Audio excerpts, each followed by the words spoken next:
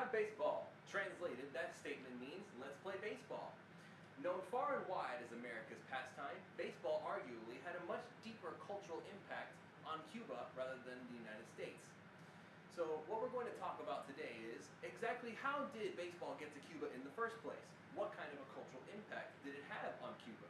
What did Cuban baseball players have to go through to get to the United States to get paid? What are some of the best Cuban baseball players that have come out of there, in my opinion, in recent years? And of course, what kind of an impact did those players have on the major leagues as we know it today? So first and foremost, how did Cuba get introduced to baseball? In an article written by Justin Turner titled 1970s Baseball Diplomacy Between Cuba and the United States in Fall of 2010, baseball was introduced to Cuba in 1858 when a man named Nemesio Gil went to Alabama and took classes there for college, and he returned 6 years later with a baseball bat and ball in hand and decided to start organizing games with his former classmates who were also returning from Alabama to Cuba.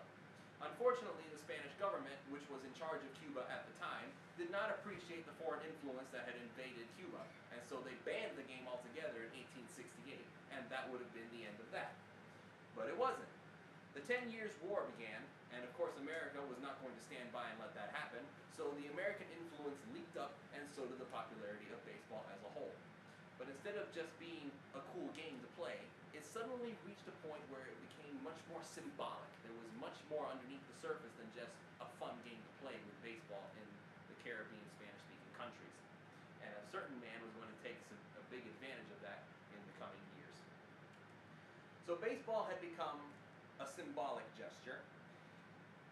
Kyle T. Doherty explains in his book, 9, A Journal of Baseball History and Culture, which was written in 2012, that while Americans merely believed Cuba's adoption of baseball was just a way of accepting their culture, it had become, as Adrian Burgos Jr. wrote in his book, Playing America's Game, Baseball, Latinos in the Color Line, he wrote that baseball became a cultural battleground for discourses about citizenship, respectability, and racial equality.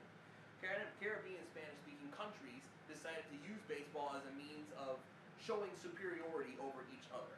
Because our baseball team is better than your baseball team, our ideals and our morals are much better than your ideals and your morals. And that went on for quite some time, including in the eyes of a man who was already a big fan of baseball as a whole, Fidel Castro.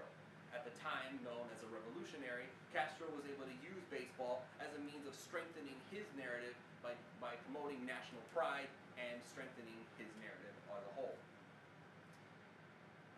Then later on down the line, when the Havana Sugar Kings, which was the baseball team in the professional Cuban league that was most well known, and it was under American ownership, under pressure of the American government, the owner of the Havana Sugar Kings moved the team to New Jersey, and as soon as that happened, the Castro regime abolished the professional Cuban league and made baseball nothing more than just a means to say, we have national pride in our team and we love baseball just for the sake of playing baseball. We don't need to have athletes being paid more than the average worker. So all of the perks that baseball players had at the time were taken away, and all for the sake of just being baseball players for the national pride, an egalitarian narrative. Baseball players did not appreciate that, so how did they get to the United States? By risking life and limb. A story written in ESPN the magazine by Scott Eden in April of 2014, the tale of a star outfielder named Yasiel Puig was given, and he talks about how he was going to get on a smuggling ship with his best friend at the time, Junior to Spain, with already 4 failed escape attempts under their belt. So of course the authorities knew that they were going to try again at some point. Both Puig and his friend dodged the police. They waded in neck-high water. It was a horrible experience, and they had actually reached a point where they had given up and were ready to surrender themselves to the authorities because they would rather go to prison than die in the wilderness after all of that trouble. And then the ship arrived very late, out of nowhere, and essentially said, sorry, we got lost. So Puig's journey was on its way. He would probably never see Cuba again, and he had accepted that. But his story doesn't end there, and it would take far too long to chronicle the whole tale. But ask any Cuban baseball player what it was like, and they will basically tell you a very similar story. But those who did make it to the United States managed to make a name for themselves. Take Orlando Hernandez, otherwise known as El Duque, known for his very high leg kick, which is very high, I might add. That is about as high as it went. He managed to win 3 straight World Series with the New York Yankees from 1998 to 2001, and he even managed to win one more in 2004 with the Chicago White Sox. His half-brother, Livan Hernandez, who had actually defected 2 years earlier than Orlando, he managed to win a World Series with the 1997 Florida Marlins and was named MVP of that very World Series. And then other notable names include Aroldis Chapman, who now holds the Major League record for fastest pitch with 105 miles per hour. Yoenis Cespedes of the New York Mets, who are now contending for World Series in today's day and age. And there are many other players such as Jose Fernandez, who unfortunately had his life cut short by an unfortunate boating accident. So it's clear to see that baseball, good or bad, for whatever reason, has had a huge impact on both Cuba and America.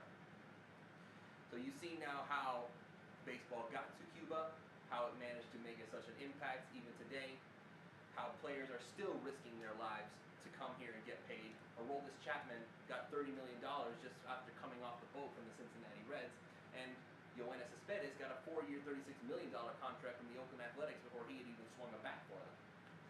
And so Cuban players have become a highly sought-after prospect for any major league team, and they are seen nowadays as potentially missing pieces to a World Series title.